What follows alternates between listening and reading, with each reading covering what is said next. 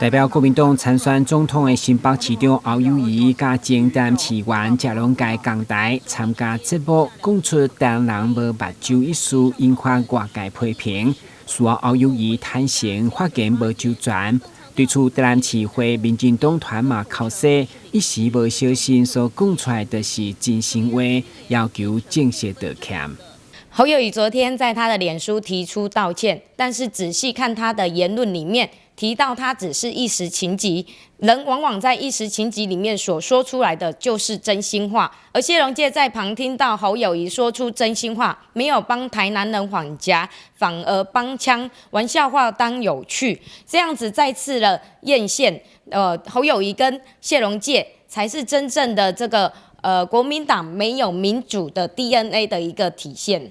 面对立赢掠掉侯友宜讲唔对话，强调是侮辱的发言，议会国民党团则不满，认为侯友宜已经道歉，真正应该检讨是偌清调无正议会。佢讲国民党无民主自由的 DNA， 要求先道歉，再来选总统。